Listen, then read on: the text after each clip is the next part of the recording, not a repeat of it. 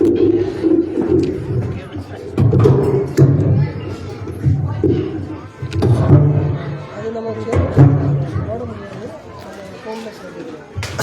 அலைக்கும் வரஹ்மத்துல்லாஹி வபரகாத்துஹு.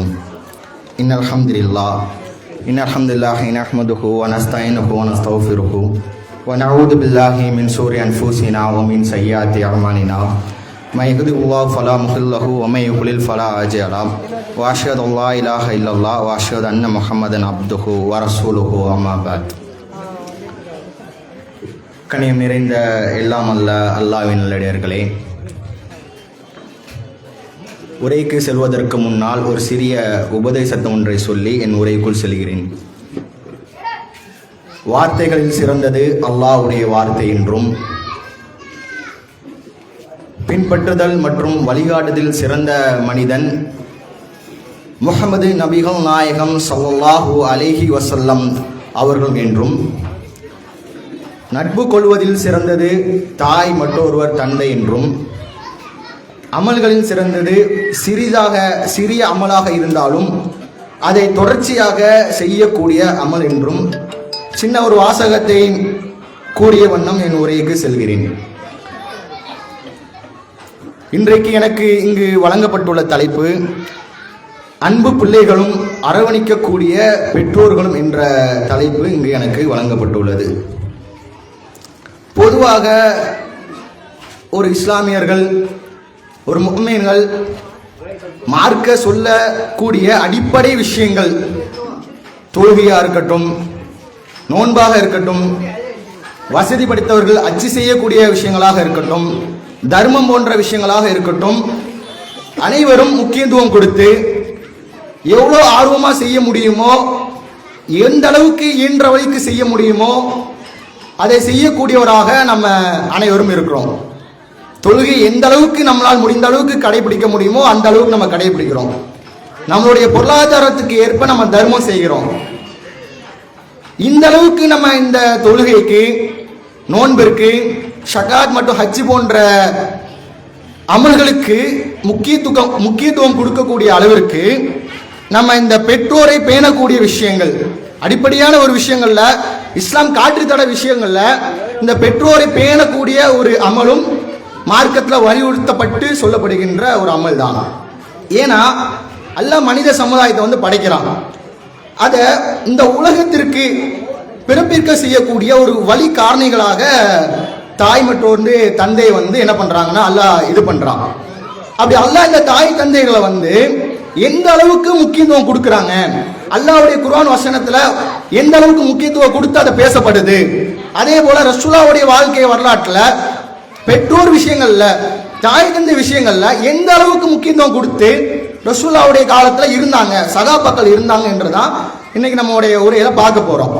அதுல முதல்ல பாத்தீங்கன்னா அல்லாஹ் சொல்லும் போது 17வது அத்தியாயம் பனு இஸ்ரவேல் என்ற அத்தியாயத்துல வகதா ரப்புக அல்லா தஅபுது இல்லா இய்யா, அதாவது இந்த வசனத்துல நீங்க எடுத்துக்கிட்டீங்கன்னா அல்லாஹ்வை தவிர வேறு யாரும் வழங்காதீர்கள், தன்னை வழங்காதீங்க, அதாவது தன்னை தவிர யாரும் வழங்காதீங்கன்னு சொல்லக்கூடிய இடம் எப்படின்னா தன்னை முன்னிலைப்படுத்தக்கூடிய இடம். ஏராளமான வசனங்கள் இதே போல அல்லாஹ் முதல்ல தன்னை வழங்குங்கள் என்று சொல்லக்கூடிய பல இடங்கள்ல பாத்தீங்கன்னா அடுத்தபடியா தொழுங்கன்னு சொல்லல, நோன்பிருங்கன்னு சொல்லல, ஷக்காத்து கொடுங்க, ஹஜ் பண்ணுங்கன்னு சொல்லல. அடுத்தபடியாக அதாவது தன்னை முன்னிலைப்படுத்தக்கூடிய நிகழ்வுல வசனங்கள்ல அடுத்தபடியா சொல்லக்கூடிய என்னன்னா ஒபில் வாலிதீனி இஹ்சானா, பெற்றோருக்கு உபகாரம் செய்யுங்கள். இதுக்கு என்ன அர்த்தம்? இந்த வசனத்து மூலமா நம்ம என்ன புரிஞ்சுக்கிறோம்? தொழுகணும் அடிப்படையான கடமை, தர்மம் செய்யணும் அடிப்படையான கடமை, இன்ன பிற அமல்கள் செய்யணும் அடிப்படையான கடமை. ஆனா இஸ்லாத்துல அல்லாஹ்வுடைய குர்ஆன் வசனங்கள்ல அவனுக்கு அடுத்தபடியா ஒரு அமல்ல சொல்றாங்க, ஒரு செயல சொல்றாங்கன்னா என்ன செயல சொல்றாங்க? பெற்றோருக்கு உபகாரம் செய்யுங்கள் என்ற செயலை அல்லாஹ்வுடைய மார்க்கத்துல நம்முடைய திருமறை குர்ஆன்ல பார்க்கிறோம். இன்றைய சமுதாய இளைஞர்களாக இருக்கட்டும் இல்ல பெண்களாக இருக்கட்டும், பெற்றோர் எந்த அளவுக்கு முக்கியத்துவம் கொடுத்து நம்ம பேணுறோம், பராமரிக்கிறோம். இன்றைக்கு யாராக இருந்தாலும், சிறு வயதிலாக இருந்தாலும் சரி, பெரிய வயதிலாக இருந்தாலும் சரி, சர்வ சாதாரணமாக தன்னுடைய தாய் தந்தைகளை ஏசுவதை என்ன சொல்ற ஒரு சர்வ சாதாரணமான நிகழ்வா பார்க்கலாம்.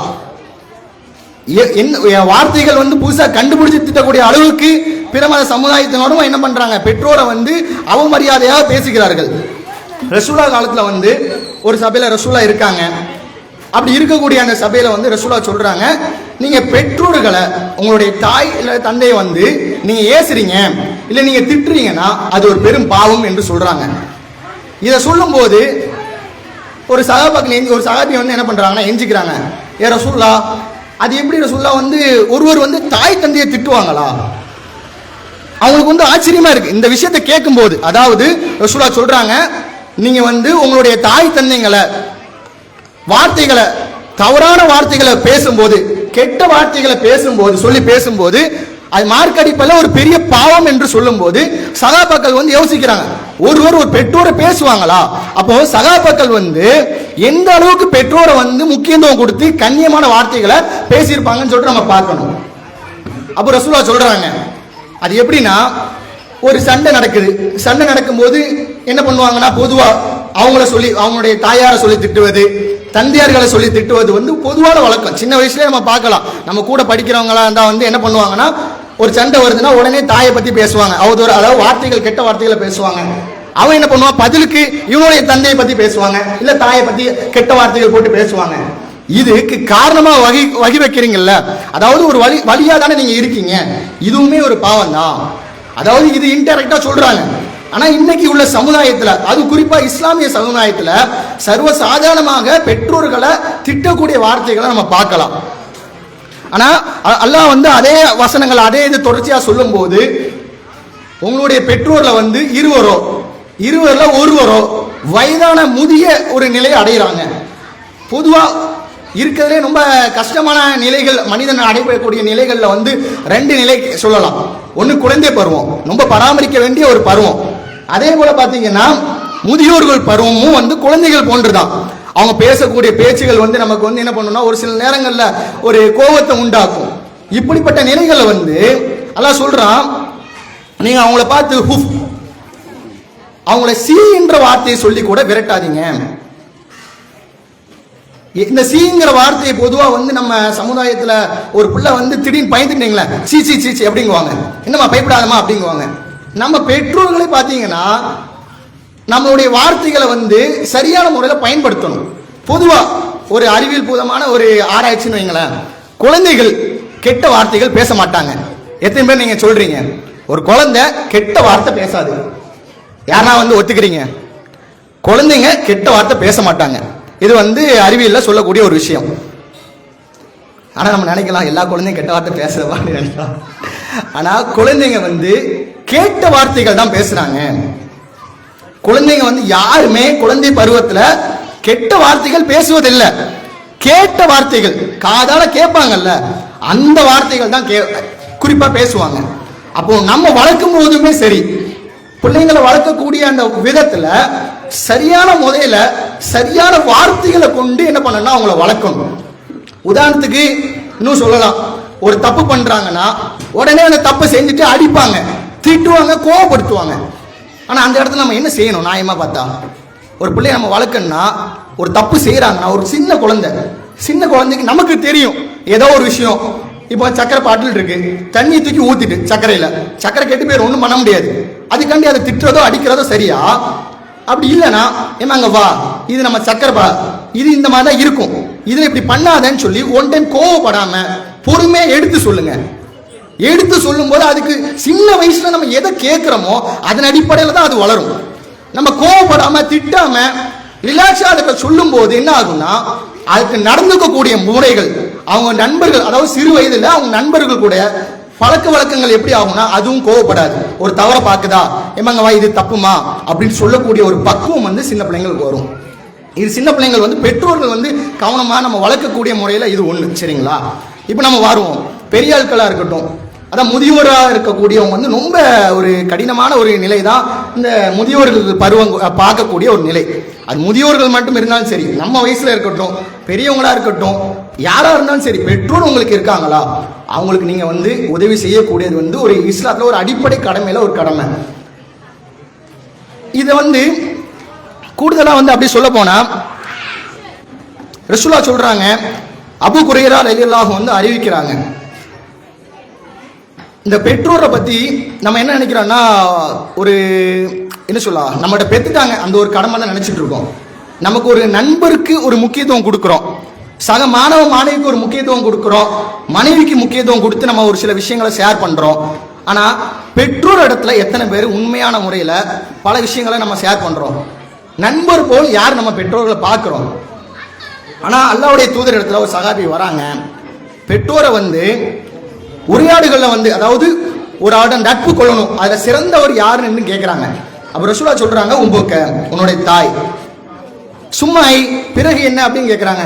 பிறகும் சொல்றாங்க உன்னுடைய உம்முக்க உன்னுடைய தாய், பிறகும் கேட்கிறாங்க உன்னுடைய தாய், கடைசியாகவும் கேட்கிறாங்க, நாலாவது முறையமா கேட்கிறாங்க அபூக்க உன்னுடைய தந்தை.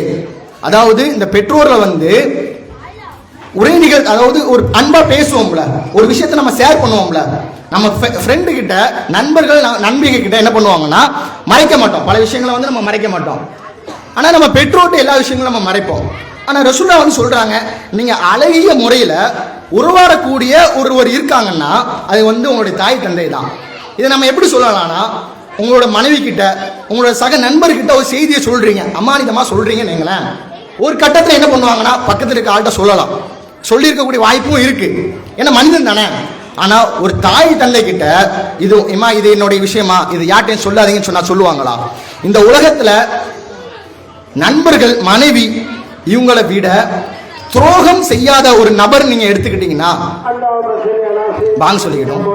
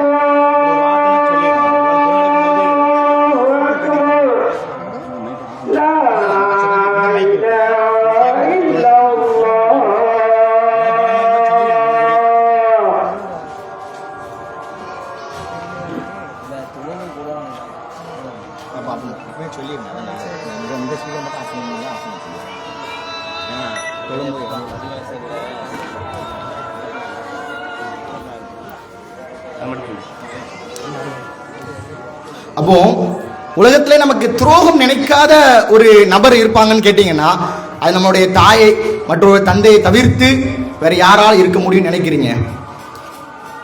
நம்ம இதெல்லாம் நம்ம யோசிக்கிறோம். இந்த அளவுக்கு நம்முடைய தாய் தந்தைகளுக்கு முக்கியத்துவம் கொடுக்கக்கூடிய காரணம் என்னவா இருக்கும்னு நினைக்கிறீங்க? நம்மளை பெற்றுட்டாங்க, அவ்வளோ தானே, அவங்கள ஏன் நம்ம அவ்வளோ கஷ்டப்பட்டு பராமரிக்கணும், அவங்க சொல்றதை ஏன் நம்ம கேட்கணும் அப்படின்னு சொல்லி கேட்டீங்கன்னா அதுக்குமே அல்லாஹ் பதில் வச்சிருக்கான். குர்ஆன்ல லுக்மான் என்ற அத்தியாயம் 31வது அத்தியாயம் 14வது வசனத்தில் அல்லாஹ் சொல்றான், உங்களுடைய தாய் உங்களை சிரமத்திற்கு மேல் சிரமம் பெற்று ஈண்டெடுத்தால், பலவீனம் அடைந்த ஒரு நிலையில உங்களை என்ன பண்றாங்க, கஷ்டப்பட்டு பெற்றெடுத்தாங்கிறாங்க. இது நம்ம சாதாரணமா புரிஞ்சுக்கிறோன்னா இருந்தால் பெண்களா இருந்தால் புரிஞ்சுப்பாங்க. இந்த ஆண்கள் இதை எப்படி புரிஞ்சுக்கலாம்? அதாவது உங்களுடைய தாய் வந்து சிரமத்துக்கு மேல் சிரமப்பட்டோம், ஒரு கட்டத்தில் கண்டிப்பா பெண்கள் அந்த வலியை வந்து என்ன பண்ணுவாங்க, உணர்வாங்க, அப்படிதானே? இது ஆண்கள் நம்ம புரியுற மாதிரி இருந்துச்சுன்னா அறிவியல் ரீதியா இதை எப்படி சொல்லலாம் அப்படின்னு சொல்லி பார்த்தீங்கன்னா, இந்த உலகத்துல வந்து எல்லா விதமான அதாவது கருவிகளும் இருக்கு, அப்படிதானே? அதாவது ஒரு பாலை வந்து அளக்குறாண்டா லிட்டரில் அளக்கலாம், கிலோமீட்டர்னு சொல்லுவாங்க, கேஜின்னு சொல்லுவாங்க, கிலோகிராம் சொல்லுவாங்க. இதே போல பார்த்தீங்கன்னா நம்ம அணிவிக்கக்கூடிய வலிகள் இருக்குல்ல, நம்முடைய வலிகளையுமே வந்து அளக்கலாம். இதுமே வந்து டால் யூனிட்னு சொல்லுவாங்க, சரிங்களா? அப்போ அந்த அளக்கக்கூடிய அந்த யூனிட், அந்த அளவு நமக்கு நார்மலா சொல்ல போனா நீங்களேன், நம்ம உடம்புல இருக்கக்கூடிய எலும்புல 20 எலும்பு இருக்கு, மொத்தமா ஒரே நேரத்தில் உடையுதுன்னா எந்த அளவுக்கு ஒரு வலி இருக்கும்? அதை வந்து அறிவியல் சொல்லும் போது ஒரு மரணத்தை தழுவக்கூடிய ஒரு வலி. பிரசவ நேரங்கள்ல ஒரு பெண்மணி அந்த குழந்தையை ஈண்டெடுப்பதற்கு கிட்டத்தட்ட அந்த டால் யூனிட் சொல்லும் போது 40% இருந்து 57 புள்ளி வரைக்கும் அந்த வலி இருக்குமா? 20 எலும்புகளை ஒரே நேரத்தில் உடைக்கிறோன்னா எந்த அளவுக்கு பெயின் இருக்குமோ அந்த பெயின். இதை வந்து குறிப்பா சொல்ல போனா ஒரு 20% வந்து என்ன பெயினா இருக்கும்னு பாத்தீங்கன்னா, ஒரு 20% இந்த பல்லு வலின்னு சொல்லலாம், 10% வந்து ஒரு பல்லு வலிக்கான ஒரு பெயின், ஒரு உச்சக்கட்ட பல்லு வலி நம்ம அனுபவிக்கிறோம்னா எந்த அளவுக்கு ஒரு வலி இருக்கும் அதை வந்து 10% சொல்லலாம். இந்த வயிற்று புற்றுநோய்னு சொல்லுவாங்க, அது வந்து ஒரு என்ன சொல்லலாம் 35% இருந்து 40% சொல்லலாம். அதுவுமே கடுமையா வலிக்கும், அந்த வலியிலேயே அவங்க வந்து வேதனையிலே அவங்க இறந்து போவாங்க. ஆனா அதை விட அதிகமா கிட்டத்தட்ட ஒரு 60% ஒரு மரணிக்கக்கூடிய அந்த வலியை வந்து யாருமே தாங்க முடியாது. அல்லாதான் அவங்களுக்கு அதுக்கான அந்த ஒரு ஆற்றலை வந்து ஒரு தைரியத்தை கொடுக்குறாங்க. அப்படிப்பட்ட ஒரு வலியை தாங்கி தான் நம்ம இந்த உலகத்திற்கு ஒரு பெண்மணி நம்மளை பெற்றெடுக்கிறோம். அந்த வலியின் காரணமாக நம்ம எவ்வளவு சிரமப்பட்டாலும் சரி, இன்னொரு பிள்ளை பெக்காம இருக்காங்களா? கிடையாது. நமக்கு ஒரு தம்பியோ தங்கச்சியோ அண்ணனையோ அக்காவையோ பெற்று தரதான் செய்யறான். இதுதான் தாய். அதை வளர்க்கக்கூடிய பருவங்கள்ல எவ்வளோ துன்பங்கள் மத்தியில நம்மளை வளர்த்தெடுக்கக்கூடியவர் தான் நம்முடைய தந்தை. இதனால்தான் இதன் போன்ற காரணங்களால் தான் அல்லாஹ் தன்னை முன்னிலைப்படுத்தக்கூடிய எல்லா இடங்களிலும் உங்கள் பெற்றோருக்கு உபகாரம் செய்யுங்கள், உதவி செய்யுங்கள் என்று சொல்கிறார்கள். இதுல ஒரு சில விதிவிலக்க நம்ம வந்து பின்பற்றிட்டு இருக்கோம். என்ன விதிவிலக்குன்னு எடுத்துக்கிட்டீங்கன்னா, பொதுவா கல்யாணமான பெண்கள் திருமணத்துக்கு பிறகு தன்னுடைய புகுந்த வீட்டுக்கு செய்யக்கூடிய வேலையை கூட தான் வீட்டுக்கு செய்யறதில்லை. இது வந்து பொதுவா நம்ம இந்த குறிப்பு எடுக்கும் போது ஒரு சில ஆலோசனை கேட்டோம். அப்ப இத சொன்னாங்க, திருமணம் ஆகலல்ல. அப்போ சொல்லும் போது பாத்தீங்கன்னா எந்த அளவுக்கு வேலை செய்யறாங்கன்னா, அவங்க மாமியார் சொல்லக்கூடிய எல்லா விஷயங்களையும் ஒரு சில நேரங்களில் செய்யறாங்க. ஆனா புகுந்து வீட்டுக்கு வந்தோடனே படுத்துறாங்க, செல் எடுத்து நோண்டுறாங்க, சின்ன சின்ன உதவி கூட செய்ய மாட்டிருக்காங்கன்னு சொல்றி என்ன பண்றாங்கன்னா பெற்றோர்கள் வந்து ஒரு வருத்தம் தெரிவித்து சொன்னாங்க. அப்போ நம்ம பொதுவா பெண்களா இருக்கக்கூடியவங்களும் கல்யாணத்துக்கு பிறகு ஒரு பாக பிரிவை பிரிக்கிறோம், ஒரு சொத்தை பிரிக்கிறாங்க அப்படின்னா நீங்க சொந்தம் கொண்டாட மாட்டீங்களா? இல்ல உங்களுக்கு சொத்து தராம இருப்பாங்களா? அப்படி இருந்துச்சுன்னா உங்களுக்கு கோவம் வரும்ல. அதே போல தானே ஒரு பெண்மணி வந்து புகுந்த வீட்டுக்கு போனாலும், பிறந்த வீட்டு அந்த தாய் தந்தைகளை முதுமை அடைந்தாலும், அவங்கள வயதான காலத்துல அவங்க வந்து பெட்டிலேயே வந்து அவங்க கழுவி இருந்தாலுமே அதை அகற்றக்கூடிய கடமை ஆண்களுக்கும் உண்டு, பெண்களுக்குமே உண்டு. ஏன்னா இதெல்லாம் வந்து நம்ம செய்யக்கூடாத விஷயங்கள்லாம் கிடையாது. நமக்கு சின்ன வயசுல செஞ்சவங்க தானே, அதை அருவருப்பா நினைச்சிருப்பாங்களா? ஒரு சின்ன பர்சன்டேஜ் கூட நமக்கு அருவருப்பா நினைச்சிருப்பாங்களா? அவங்களுடைய வந்து மலங்களை வந்து கிளீன் பண்றத, நம்மளுடைய மலங்களை கிளீன் பண்றத அருவருப்பா நினைச்சிருப்பாங்களா? கிடையாது. இன்னைக்கு அந்த அளவுக்கு யார் பண்றாங்கன்னு தெரியல, அதெல்லாம் பண்ணுவாங்களான்னு தெரியல. இயன்ற அளவுக்கு சின்ன சின்ன விஷயங்கள்ல, கடைக்கு போகக்கூடிய விஷயங்கள்ல, நம்ம செய்யக்கூடிய விஷயங்கள், நாமே கடைபிடிக்கக்கூடிய விஷயங்கள்ல, பெற்றோருக்கு சிரமப்படாம இருக்கக்கூடிய விஷயங்கள்ல பண்ணலாமே. அப்போ அதே போல பாத்தீங்கன்னா தொடர்ச்சியா நம்ம ஹதீஸுக்கு வருவோம். ரசூலா வந்து ஒரு மெம்பர்ல ஏறுறாங்க. மெம்பர்ல ஏறும்போது பாத்தீங்கன்னா ஒவ்வொரு படியா ஏறுவாங்க. மெம்பருங்கிறது வந்து ஒரு படி மாதிரி இருக்கும், கடைசியா உட்கார்ந்து அமர்ந்து பயான் பேசக்கூடிய இடம், சரிங்களா? மெம்பருங்கிறது படி ஏறாங்க, ஆமீன் சொல்றாங்க, சகாபாக்கெல்லாம் பாக்குறாங்க. 2ஆம் படி ஏறுறாங்க, ஆமீன் சொல்றாங்க, சகாபாக்கெல்லாம் பாக்குறாங்க. என்னடா புதுசா இருக்கு, இது வரைக்கும் ரசூலா இப்படி பண்ணது இல்லையே, பண்ணாத ஒரு விஷயமா இருக்கு. 3ஆவது படி ஏறுறாங்க, ரசூலாட்ட பார்க்குறாங்க. அப்போ பேசுறதுக்கப்புறம் இறுதியாக வந்து ரசூலாட்ட கேட்குறாங்க, ரசூலா வழக்கமாக நீங்கள் இந்த மாதிரி மெம்பரில் ஏறும்போது இந்த மாதிரிலாம் சொன்னு நான் பார்த்தது இல்லையே அப்படிங்கும்போது ரசூலாட்ட கேட்குறாங்க, இல்லை என்னுடைய பார்வையில் வந்து ஜிப்ரில் அவங்க வந்தாங்க, மலக்குமார்கள் வந்தாங்க, அவங்க ஒரு சில பிரார்த்தனை செஞ்சாங்க, அதற்கு நான் ஆமீன் ஆமீன் ஆமீன் என்று சொன்னேன் அப்படிங்கிறாங்க. அதில் குறிப்பாக பார்த்தீங்கன்னா ஒரு பிரார்த்தனை, என்ன பிரார்த்தனை பார்த்தீங்கன்னா, உங்களுடைய பெற்றோர் ஒருவரோ அல்லது இருவரோ, தாயோ அல்லது தாய் மற்றும் தந்தையோ வயதான காலத்தில் அவங்களால செய்ய முடியாத அளவுக்கு இருப்பாங்கல்ல, அப்போ நீங்கள் அவங்களுக்கு பணிவிடை செஞ்சு அவங்களுக்கு நீங்கள் உதவி செஞ்சு நீங்கள் சொர்க்கம் போயிட்டீங்கன்னா பிரச்சனை இல்லை. ஒருவேளை அவங்களுக்கு உதவி செய்யாமல் கேப்பாரட்டு விட்டீங்கன்னா அல்லாஹ்வுடைய அருள்ல இருந்து இந்த உலகத்திலே உங்களை என்ன பண்ணிடுவாங்க, தூரமாக்கிடுவாங்க. எல்லாமே நடக்க போகிறது எல்லாமே அல்லாஹ் அறிவாமல்ல. அப்போ அல்லாஹ்வுடைய அருள் நமக்கு வேணும்னா நம்முடைய பெற்றோர்கள் எந்த நிலையில் இருந்தாலும் சரி அவர்களை பேணக்கூடிய ஒரு செயலை வந்து நம்ம செய்யணும். அப்படி இல்லைன்னா ரசூலாவை எந்த அளவுக்கு நம்ம உயிர் மூச்சா நினைக்கிறோம், நம்மளுடைய வாழ்வில் ஒருவராக நினைக்கிறோம், அப்படிப்பட்ட ரசூல்லா வந்து சொல்றாங்க, அல்லாஹ்வுடைய அருள் உங்களை விட்டு தூரமாகிவிடும். இதற்கு நம்ம விரும்புவோமா? விரும்ப மாட்டோம், அப்படிதானே? சரி, ஓகே, நம்ம இதெல்லாம் பார்த்துட்டோம். இப்போ நம்ம இந்த பெற்றோர்களை பேண்றது மூலியமா நமக்கு கிடைக்கக்கூடிய நன்மைகள் என்ன, உலகத்திலையும் பார்ப்போம் மறுமையிலையும் பார்ப்போம், என்னென்ன நன்மைகள்லாம் இருக்குங்கிறத. பொதுவாக நம்ம வந்து எது செஞ்சாலும் நன்மை என்ன அப்படிங்கிற மாதிரி தான். ஒரு வேலை செஞ்சால் கூலி எதிர்பார்ப்போம், ஒரு உதவி செஞ்சால் பிறர் உதவி செய்யணும்னு நினைப்போம். இந்த மாதிரி நம்ம எதிர்பார்க்கறது வந்து தப்பில்லைல்ல. அப்போ பெற்றோருக்கு நம்ம உபகாரம் செய்கிறோம், உதவி செய்கிறோம், அப்படி செய்யறது மூலயமா நமக்கு கிடைக்கக்கூடிய நன்மைகள் என்ன அப்படிங்கிறத வந்து நம்ம என்ன பண்ண போறோம்னா பார்க்க போறோம். முதல் விஷயம், இந்த ஹதீஸை பார்த்தீங்கன்னா முஸ்லீமில் வரக்கூடிய 4991 அத்தியாயம் பெற்றோர்கள் என்று வரக்கூடிய அந்த டாபிக்கில் வருது. அப்துல்லா இப்னு உமர் ரலியல்லாஹு அன்ஹு அவர்கள் வந்து அறிவிக்கிறாங்க, அல்லாஹ்வுடைய தூதர் ஸல்லல்லாஹு அலைஹி வஸல்லம் அவர்கள் சொல்றாங்க, நல்லறங்களின் மிகவும் சிறந்தது, சரிங்களா, ஒரு செயல், அதுல ஒரு மிகவும் சிறந்த செயல் அப்படின்னு சொல்லிட்டு ஒன்று சொல்றாங்க.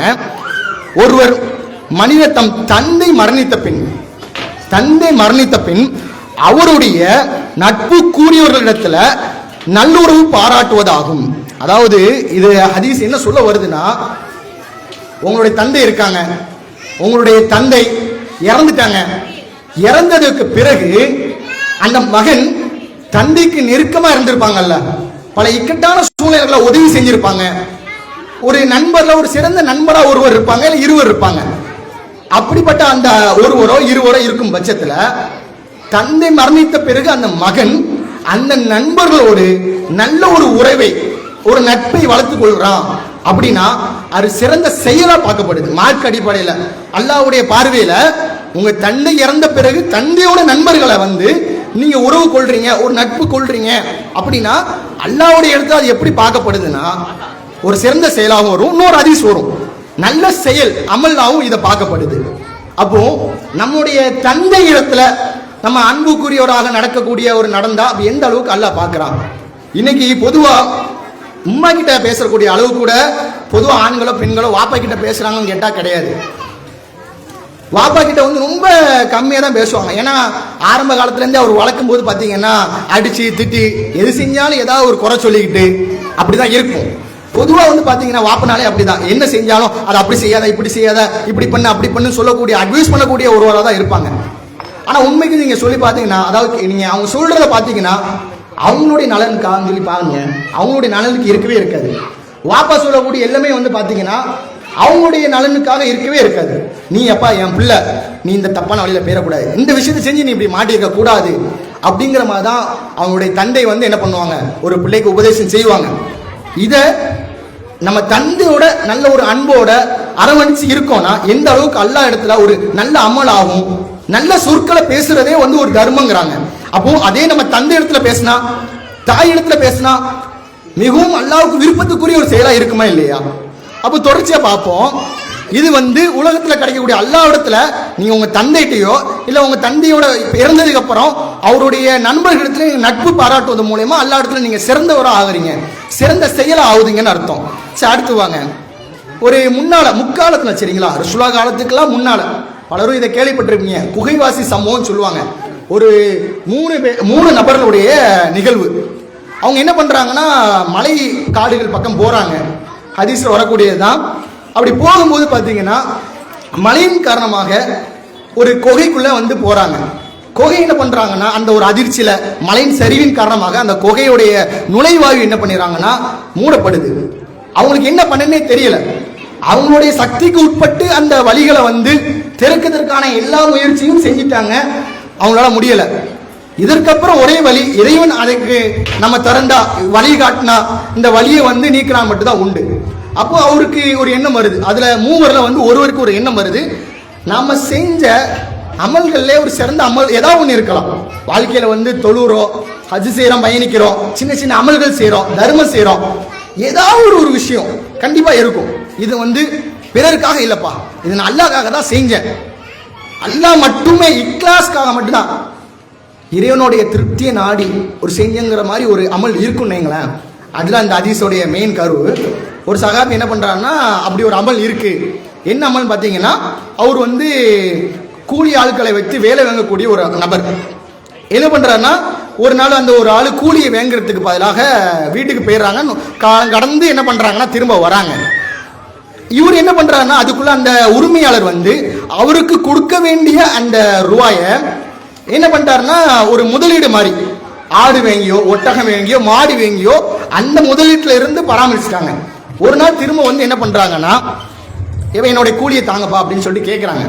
அப்போ அந்த நபர் சொல்றாங்க, இந்த பண்ணை இருக்குல்லப்பா, இந்த ஆடு மாடு ஒட்டகம் இதான் உன்னுடைய ஊதியம். அவர் சின்ன வேலை தான் செஞ்சிருப்பாரு.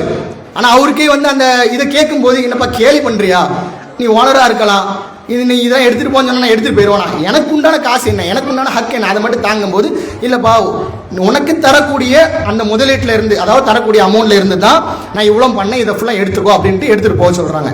அப்போ அந்த மனிதன் பிரார்த்திக்கிறாங்க, யா அல்லாஹ் இது உனக்காக உன்னுடைய திருப்தி நாடி இறையச்சத்திற்காக நான் செய்திருந்தா இந்த பாறையை என்னை விலகுங்கிறாங்க. அதே போல விலகுது. அதே மாதிரி இன்னொரு நபர் யாருன்னு கேட்டீங்கன்னா, ஒரு பெண்ணை அவங்களுக்கு பிடிச்சிருந்துச்சு, அவங்க வந்து அவங்கள திருமணம் செய்யணும்னு நினைக்கிறாங்க. அவங்க வந்து என்ன பண்றாங்கன்னா ஒரு நிபந்தனை வைக்கிறாங்க. அந்த நிபந்தனைக்கு வந்து அவங்களால செய்ய முடியல. அப்போ அது அவங்களுடைய அனுமதி இல்லாம அவங்க அடைய விரும்பும் போது அந்த பெண்மணி ஒரு வார்த்தை சொல்றாங்க, இத்தகுல்லா, அல்லாஹ்வுக்கு நீ அஞ்சிக்கப்பா அப்படிங்கிறாங்க. அந்த ஒரு வார்த்தையை கேட்டுட்டு அந்த மனிதன் விலகி போயிடுறாரு. அந்த பிரார்த்தனையை வந்து என்ன பண்றாருன்னா அந்த மனிதன் சொல்றாரு, யா அல்லாஹ் அன்னைக்கு ஒரு சம்பவம் நடந்துச்சு, அதுல அந்த வார்த்தை உன்னுடைய வார்த்தையை நான் செவியேற்றதுக்கு அப்புறம் நான் அதை விட்டு நான் விலகிட்டேன், இது நான் உனக்காக பண்ணேன், இதுல இருந்து எனக்கு பாதுகாப்பு தான், கொஞ்சமா விலகுது. மூன்றாவது ஒரு மனிதன், அவருடைய தொழில் என்னன்னு கேட்டீங்கன்னா ஆடு மேய்ச்சி அதுல வரக்கூடிய பாலை வந்து தன்னுடைய தாய் தந்தை பெற்றோர்கள் அதே மாதிரி அந்த மனைவிமார்கள் குழந்தைகளுக்கு கொடுத்துட்டு வியாபாரம் செய்யக்கூடிய ஒரு நபர். அவர் என்ன பண்றாருன்னா ஒரு நாள் லேட்டா வராது, பால் கறந்துட்டு லேட்டா வராரு. லேட்டா வந்துட்டு பாத்தீங்கன்னா அவங்களுடைய தாய் தந்தைகள் வந்து அந்த நேரங்கள்ல தூங்கிட்டாங்க. அவங்களுக்கு எழுப்பதற்கான ஒரு மனம் அவருக்கு வரல. ஏன்னா இஸ்லாத்திலே சிறந்த செயல் வந்து பெற்றோரை பேணுறதுதான். அது நம்ம பின்னால பார்ப்போம் என்ன மாதிரியான சிறந்த செயல்னு சொல்லிட்டு. அந்த நபர் வந்து என்ன பண்றாருன்னா எழுப்ப மனம் இல்லாம தூங்கட்டும் சொல்லி விட்டுறாரு. அவங்களுடைய காலுக்கு அடியில பாத்தீங்கன்னா குழந்தை பால் வேண்டும் சொல்லிட்டு சுத்தி திரியுது, அழுதுட்டு இருக்கு. தன்னை கட்டிய மனைவி அவங்களும் பசியா இருக்காங்க, குழந்தை பசியா இருக்காங்க, பெற்றோர் தூங்குறாங்க. இந்த நிலை மறுநாள் காலை வரைக்கும் என்ன பண்றாங்க, எழுப்பவே இல்லை, யாரும் சாப்பிடவே இல்லை. ஏன்னா அவங்களுடைய வலிமையான வழக்கம் என்னன்னா பெற்றோருக்கு முதல்ல என்ன பண்ணிடுவேன், பாலை நான் கொடுத்துருவேன். அவங்க செயலில் வந்து சிறித நான் சொன்னோம்ல முன்னால சிறிய செயலாக இருந்தாலும் அதை நிரந்தரமா செய்யக்கூடிய செயல் வந்து அல்லாஹ்வுக்கு ரொம்பவும் சிறப்பான அமலும் பிடித்த ஒரு அமலும். அப்போ வலிமையா அவர் செய்யக்கூடியது என்னன்னா பெற்றோருக்கு அவர் பால் முதல்ல கொடுப்பாரு.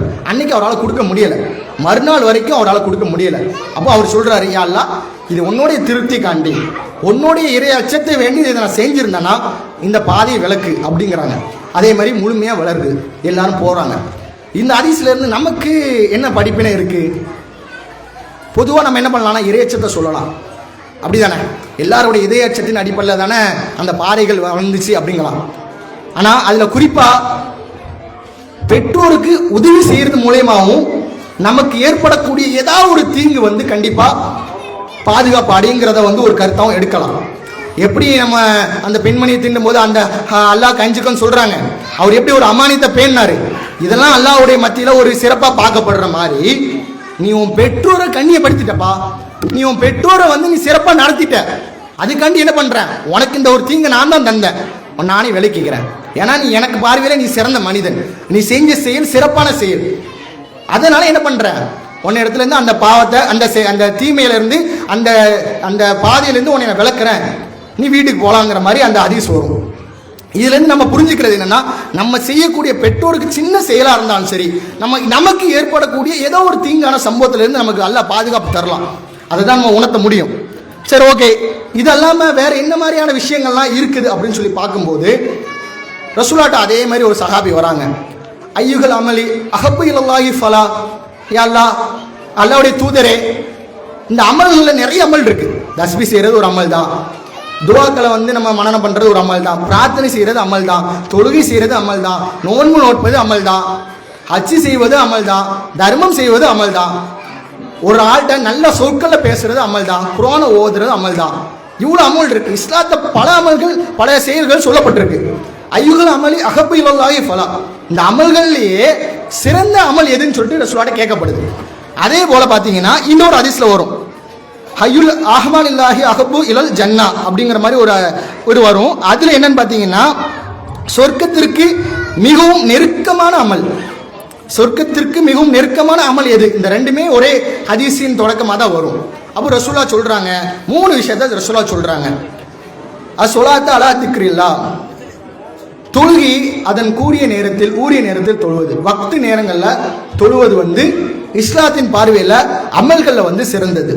ரெண்டாவது என்ன விஷயத்தை வைக்கணும், நோன்பு இருக்கு, தர்மம் இருக்கு, ஹஜ் இருக்கு, பல அமல்கள் இருக்கு. ஆனால் ரசூலுல்லாஹ்வுடைய வரிசை பட்டியலையும் பார்த்தீங்கன்னா, அந்த மனிதர் கேட்குறாங்க சும்மா பிறகு என்ன அப்படின்னு சொல்லி கேட்கும்போதும் ரசூலுல்லாஹ் சொல்லக்கூடியது வந்து பார்த்தீங்கன்னா, பிர்ருல் வாலிதைன், பெற்றோருக்கு உபகாரம் செய்யுங்கள். அதாவது முதல்ல இஸ்லாத்தின் அடிப்படை கடமை தொழுகை, அதை சொல்லிடுறாங்க, அதற்கான நேரத்தில் தொழுகுன்னு சொல்லிடுறாங்க. அதுக்கப்புறம் சொல்றது பார்த்தீங்கன்னா, ரசூலுல்லாஹ்ட்ட அந்த மனிதன் கேட்கும்போது பிர்ருல் வாலிதைன், அல்லாஹ்வுடைய சிறந்த செயலான பெற்றோருக்கு உபகாரம் செய்யக்கூடிய செயலை சொல்றாங்க.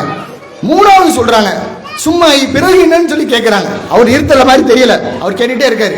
ரசூலுல்லாஹ் மூணாவது சொல்றாங்க ஜிகாது ஃபி சபீரில்லாஹ், அல்லாஹ்வின் பாறையில் அறப்போர் புரிதல், அல்லாஹ்வுடைய பாறையில் போர் புரிந்து தியாகம் செய்வாங்கல்ல, அவங்களுக்கு முதல் படி.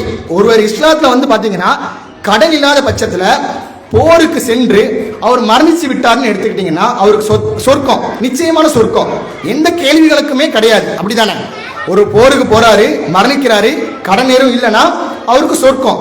ஆனா அதற்கு ரசூலுல்லாஹ் முதல் படியாக, அதற்கு முன்பதாகவே எதை சொல்லிட்டாங்க, நீங்கள் பெற்றோருக்கு உபகாரம் செய்யுங்கப்பா.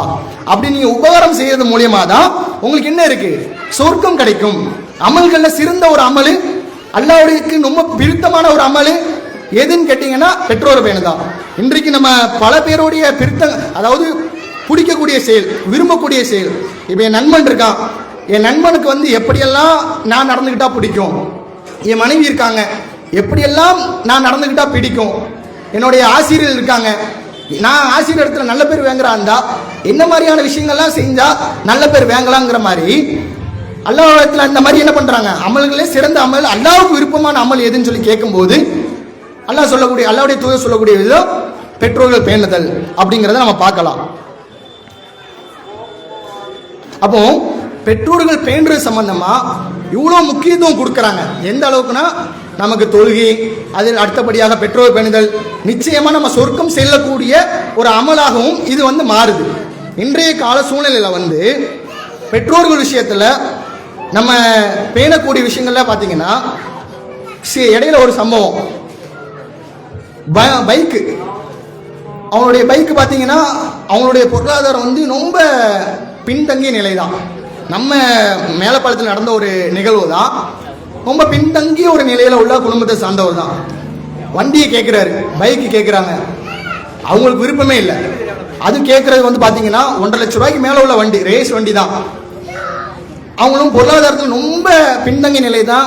அந்த பையன் என்ன பண்றாருன்னா அதற்காக வேண்டி, அதாவது ஒரு அடிப்படை இஸ்லாத்தினுடைய அடிப்படை விஷயம் கூட இல்லாம பெற்றோர்கிட்ட எரிந்து விழுந்ததும், பெற்றோருடைய என்ன சொல்லலாம் அவங்க மறுத்தும் இவன் கேட்காம அதை வேங்குறதும், அதற்காக தற்கொலை முயற்சியும் செய்ததும், ஒரு அடிப்படை விஷயங்கள் இல்லாம நடந்து கொண்ட விளைவாக பைக் வாங்கி ஒரு சிறு காலங்களுக்கிடையே என்ன பண்றான்னா விபத்துல மரணிக்கிறாரு.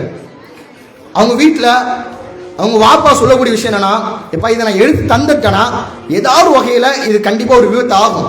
ஏன்னா அந்த பைக் அப்படிதான். அந்த பைக் எடுத்த பெரும்பான்மையான மக்கள் என்ன பண்றாங்கன்னா விபத்துல தான் இறந்து போறாங்க. அல்ல காப்பாற்றணும். அப்போ இன்னைக்கு பெற்றோர்கள் குழந்தைகள் அடம் பிடிக்கிறாங்கிறதுக்காக வேண்டி அவங்க எடுத்து கொடுத்துட்றாங்க. குழந்தைகள் பார்த்தீங்கன்னா பெற்றோரை வற்புறுத்தியாவது கஷ்டப்படுத்தியாவது அவங்கள இயலாட்டாலும் சரி அவங்கள என்ன பண்ணணும், கண்டிப்பாக அதை நம்ம நிறைவேற்றுன்னு சொல்லி நினைக்கிறோம். அது மார்க் அடிப்படையில் எப்படி நம்ம தொழாமல் இருந்தால் தீமையோ, நோன்பு இல்லாமல் இருந்தால் நமக்கு எப்படி ஒரு தீமையோ, அமல்கள் எதுவுமே செய்யாமல் இருந்தால் எப்படி ஒரு தீமையோ, நீங்கள் பெற்றோர் இடத்துல நல்ல முறையில் நடக்காமல் இருந்தாலும் அதே போல குற்றம் பிடிக்கப்படும். நம்ம தொழலானா தீமைன்னு தெரிய புரிஞ்சு வச்சுக்கிறோம். எத்தனையோ வீட்டில் சொல்லுவாங்க, எப்பா நீ தொலை போப்பா, இல்லைன்னா நல்லா கண்டிப்பாம்பா, கர்மம் செய்யலானா தப்புன்னு சொல்லி நம்ம புரிஞ்சு வச்சுக்கிறோம். பெற்றோர்களை பேணவில்லை என்றால் அதுவும் தீமையில் எழுதப்பட வேண்டும் சொல்லிட்டு எத்தனை பேர் அதை நம்ம உள்ளாந்து இறையச்சத்தோட புரிஞ்சு வச்சுக்கிறோம். பெற்றோர்கள் விஷயங்கள்ல நம்ம தவறா கெட்ட வார்த்தைகளை பேசினாலும் சரி, அவங்களோட அதிகாரப்பூர்வமாகவும் நம்ம அவங்களுக்கு குரலுக்கு மேல ஒரு அகற்ற மாதிரி பேசினாலும் சரி, அவங்கள முதுமையான காலங்களில் பராமரிக்காம விட்டாலும் சரி, இது எல்லாமே ஒரு தீமை என்ற ஒரு அடிப்படையின் கீழே தான் சொர்க்கம் நமக்கு இதன் மூலியமாக தடைபெறும் என்ற ஒரு ஹதீஸ் மூலம் புரிஞ்சுக்க கூட ஒரு விஷயமாக தான் நம்ம பார்க்கிறோம். இறுதியாக முன்னாலே நம்ம இடையில சொல்லியிருப்போம், இதெல்லாம் நம்ம பெற்றோர்கள் பிள்ளைகளுக்கு பெற்றோர்கள் செய்ய வேண்டிய கடமைகள். இது நம்ம ஒரு முன்னால உள்ள ஒரு கதை, அது ஒரு வருது. முன்னால சொன்ன விஷயம் நம்ம நாடு இல்லை, சைனீஸ் அந்த சீனா போல பகுதியில் பார்த்தீங்கன்னா ஆரம்ப காலங்களில் ஒரு விஷயங்களை ஃபாலோ பண்ணுவாங்க. என்னன்னு பார்த்தீங்கன்னா, நம்ம இப்போ உள்ள உலகத்தில் ஒரு பெற்றோரை முதியமை அடைந்த நிலையில் எங்கே கொண்டு விடுவோன்னா முதியோர்கள் ஆதரவு இல்லம் அப்படிங்கிற மாதிரி ஒரு இல்லம் வச்சுருக்காங்க, அங்கே கொண்டு விட்டுருவோம். ஆனால் ஆரம்ப காலகட்டம், அதாவது ரொம்ப முக்காலம், அப்படிப்பட்ட காலகட்டத்தில் என்ன பண்ணுவாங்கன்னா சைனா போன்ற நாடுகளில் அவங்களுடைய பெற்றோர்கள் தாயோ தந்தையோ முதுமை அடைந்து விட்டாங்கன்னா அவங்கள முதுகுல சுமந்துட்டு ஒரு காடுல இருந்து ஒரு மலைப்பகுதி உச்சி இருக்கும், அதில் ஏறி போவாங்க. ஏறி போயிட்டே இருப்பாங்க. அந்த பெற்றோருக்கு அவங்கள முதுமை அடைஞ்சிருக்காங்க, பையன் என்ன பண்ண போறான்னு தெரிஞ்சு அவங்களும் ஏறுவாங்க. அது ஒரு வழக்கமான உள்ள ஒரு செயலாக அங்கே பார்க்கப்பட்டுச்சு ஆரம்ப காலத்தில். சரிங்களா, அறியாமை காலகட்டம் கூட சொல்லலாம். அப்போ அந்த பெற்றோர் என்ன பண்ணுவாங்கன்னா ஒரு காடை தாண்டி ஒரு மலை உச்சிக்கு தான் அவங்க போய் ஆகணும். அந்த பெற்றோரை சுமந்துக்கிட்டே போவாங்க. பையன் போகிற வழியில் ஃபுல்லாமே இந்த பெற்றோர் என்ன பண்ணுவாங்கன்னா அந்த தாயோ தந்தையோ மரங்கிளைங்களை உடச்சிட்டே போவாங்க. ஒரு குறிப்பிட்ட இடைவெளிக்கு கேப்பில் மரக்கிளைகள் இருக்கும்ல, அதை உடச்சி விட்டே போவாங்க. இது மலைக்கு உச்சியில் கொண்டு போய் என்ன பண்ணுவாங்கன்னு பார்த்தீங்கன்னா விட்டுட்டு வந்துடுவாங்க. இன்னைக்கு எப்படி நம்ம முதியோர்களை ஆதரவு இல்லத்தில் கொண்டு விடுறோமோ, அக்காலங்களில் பார்த்தீங்கன்னா மலை உச்சியில் விட்டு வந்துடுவாங்க. அவங்க அது மூலியமாகவே மரணிப்பாங்க. ஆனால் போகிற வழியில் ஒரு ஆள் கேட்குறாங்க, என்ன கேட்குறாங்கன்னு பார்த்தீங்கன்னா, எப்போ நான் உனக்கு ஒன்று விட போகிறேன், உனக்கு ஒன்று அணையாதையாக தான் போட போகிறேன், வர வழியில் என்ன பண்ணுன்னு சொல்லிட்டு அந்த தாய்கிட்ட கேட்குறாங்க. நான் கிளையெல்லாம் உடச்சி விட்டு வந்திய எதுக்காகன்னு சொல்லிட்டு அந்த மகன் கேட்கும்போது அவங்க சொல்கிறாங்க, எப்படி நம்ம காலையிலேருந்து போகிறோம், மலை உச்சிக்கு போகிறேன், திரும்பி வரும்போது எப்படி இருட்டிடும், இல்லை ஏதாவது ஒரு சாயங்கால நேரம்னாலும் வழி தெரியணும்ல, நீ நேராக வந்த வழியை பார்த்து வீட்டுக்கு போகணும்ல, அப்போ கிளை உடச்சி இருக்கும்ல, அந்த வழியாக அப்போ நீ வீட்டுக்கு போயிடலாம் அப்படிங்கிற மாதிரி அந்த தாய் சொல்கிறாங்க. அப்போ இது சும்மா ஒரு படிப்பினை தான். ஒரு தாய் ஒரு பையன் நம்மளை மரணிக்கக்கூடிய ஒரு செயலை தான் செய்ய போறாங்கன்னு தெரிஞ்சுமே அந்த தாய் என்ன பண்றாங்கன்னா, தாயோட மனசு அப்படிதான் இருக்கும். தாய் என்ன பண்றாங்கன்னா, என் பையன் என்னை விட்டுட்டு வீட்டுக்கு திரும்ப போகும்போது சரியா போகணும்ல, அப்போ அதுக்கான வழியை நான் பண்ணணும்ல, அதை பண்றாங்க. இதுல இருந்து நமக்கு என்ன படிப்பினா, எந்த காலங்கள்லையும் சரி, எவ்வளவு கஷ்டமான காலங்களையும் சரி, நம்மளுடைய குழந்தைய ஒரு தாய் கைவிட்ட மாட்டாங்கிறத நம்ம புரிஞ்சுக்கலாம். இப்போ குழந்தை நம்ம இதை இறுதியாக பார்த்தீங்கன்னா, நம்ம வளர்க்கக்கூடிய விஷயங்கள்ல சரியான முறையில் சீரான முறையில் நம்ம மார்க்கம் காட்டிய வழிமுறைகளில் நம்ம வளர்க்குறோம்னா, இன்னைக்கு ஸ்கூலுக்கு முக்கியத்துவம் கொடுக்குற அளவுக்கு மதரசாவுக்கு முக்கியத்துவம் கொடுக்குறோம் பார்த்தீங்கன்னா கிடையாது. அப்போ இந்த போல மாசாக்களை நம்ம அனுப்பும் போது சரி, நம்ம மதினா எடுத்துக்கிட்டீங்கன்னா கிட்டத்தட்ட 6 மாசம் இருக்கு. ஸ்கூல்ல வந்து இதே போல மார்க்கமான விஷயங்கள்ல ஒழுக்கமான விஷயங்கள சொல்றாங்கன்னு கேட்டீங்கன்னா கிடையாது. மார்க்க போதனைகளை வந்து மதரசாக்கள் மூலியமாகவும் பயான்கள் மூலியமாகவும் ஜிம்மாவுடைய மூலியமாக தான் நம்ம போறோம். அப்போ பெற்றோர்கள் வந்து இதற்கு கண்டிப்பா முக்கியத்துவம் கொடுக்கணும். இதுக்கு முக்கியத்துவம் கொடுக்கக்கூடிய பிள்ளைகளா இருந்தா மட்டும்தான் ஒருவர் வந்து மரணிக்கிறாங்கன்னா 3 விஷயம் வந்து பின்தொடரும். ஒருவர் மரணிச்சாரு, இந்த உலகத்தை மறந்து விட்டாருன்னா அந்த உலகத்திற்கும் அவருக்கும் எந்த ஒரு தொடர்பு இருக்காது, 3 விஷயத்தை தவிர. எந்த விஷயம் பார்த்தீங்கன்னா, அவங்க செய்யக்கூடிய நிரந்தர தர்மம், பயனுள்ள கல்வி, 3வது குழந்தைகள் பெற்றோருக்காக செய்யக்கூடிய பிரார்த்தனை. அவங்க காலம் ஃபுல்லா இருக்காங்கன்னா மரணிச்சதுக்கு அப்புறம் அவங்களுக்கு செய்யக்கூடிய பிரார்த்தனை மத்தியில் அல்லாஹ் பதிலளிக்கிறான், அல்லாஹ் அதை கபூலாக்குறான். அப்ப இது போன்ற பிரார்த்தனைகளா இருக்கட்டும், உங்களுடைய பிள்ளைகளை கத்துக்கணும் அப்படிங்கிற போது எங்க கத்துப்பாங்க? உங்க வீட்டில் நீங்க சொல்லி கொடுப்பீங்களா? அப்படி இல்லைன்னா ஸ்கூல்ல சொல்லி கொடுப்பாங்களா? எத்தனை ஸ்கூல்ல வந்து மார்க்க கல்வியோட நடக்கக்கூடிய ஸ்கூல் எத்தனை இருக்குது, நம்ம மேலப்பாளத்தில் எத்தனை இயங்கிட்டு இருக்கு. அப்போ இது மூலமான விஷயங்களை நம்ம கத்துக்கணும்னு எடுத்தீங்கன்னா, நம்ம பக்கத்தில் இருக்கக்கூடிய மாஸ்டாக்கள்ல அவங்க கொடுக்கக்கூடிய ஆசிரியர்கள் வந்து குர்ஆனை மட்டும்தான் கற்றுக் கொடுக்கிறார்கள் என்று கேட்டால் கிடையாது, குர்ஆனுடன் சேர்த்து மார்க்க போதனைகளும் கற்றுக் கொடுக்கிறார்கள். அப்போ இந்த மாதிரியான பிரார்த்தனைகள் உங்களுக்கு வந்து கிடைக்கணும்னு நினைச்சீங்கன்னா, அப்போ மதரசா சார்ந்த ஒரு நிகழ்வை வந்து நீங்க வந்து என்ன பண்ணணும்னா முக்கியத்துவம் கொடுக்கணும். அதே போல இறுதியாக ஒரு வசனம் வரும், பெற்றோர்கள் வந்து பிள்ளைக்கு செய்ய வேண்டிய பிரார்த்தனைகள் வந்து நிறைய இஸ்லாத்துல சொல்லப்பட்டிருக்கு. அதில் பார்த்தீங்கன்னா, ரப்பில் அன்ஹுமா கமா ரப்பையானு சகிதா, பிள்ளைங்க வந்து பிரார்த்தனை செய்வாங்க. என்ன மாதிரியான பிரார்த்தனைகள் என்றால், என்னுடைய குழந்தை பருவங்கள்ல ரொம்ப சிரமப்பட்டு என்னைய வளர்த்திருப்பாங்கல்ல, அது அவங்களுக்கு எந்த அளவுக்கு ஒரு சிரமத்தை கொடுத்துருக்கும், அதற்காக நீ வந்து என்ன பண்ணு, அல்லாஹ் நீ அவங்களுக்கு கருணை செய்வாயாக, அருள் புரிவாயாக என்று அந்த குழந்தை பிரார்த்திக்கும். இது போல குர்ஆன்ல இருக்கக்கூடிய பிரார்த்தனைகளாக இருக்கட்டும், ஹதீஸ்ல இருக்கக்கூடிய பிரார்த்தனைகளாக இருக்கட்டும், கற்று பயன்படக்கூடிய ஒரு பயிற்சியகமாக தான் எல்லா மசாலையுமே நடந்துகிட்டு இருக்கு. அப்போ உலக கல்விக்கு மட்டும் நம்ம முக்கியத்துவம் கொடுக்காம மார்க்க கல்விக்கும் ஒரு சிறிது நேரம் முக்கியத்துவம் கொடுத்து அழகா அனுப்பிச்சோடக்கூடிய ஒரு செயலை வந்து நம்ம பெற்றோர்கள் கண்டிப்பாக செய்ய வேண்டும். இறுதியாக உரையோட சாராம்சம் என்னன்னா, முடிந்த அளவுக்கு இயன்ற அளவுக்கு நம்ம பெற்றோர்களை பேணக்கூடிய விஷயங்கள்ல பணியாகவும் ஒரு பேணுதலுடனும் நடக்க வேண்டும் என்று, அப்படி நடக்கக்கூடிய நல்ல அடியாளாக அல்லாஹு உங்களையும் என்னையும் ஆக்கி அருள் புரிவானாக. வாஹிதாவானா அல்ஹம்துலில்லாஹி ரப்பில் ஆலமீன். அஸ்ஸலாமு அலைக்கும் வரஹ்மத்துல்லாஹி வபரகாத்துஹு.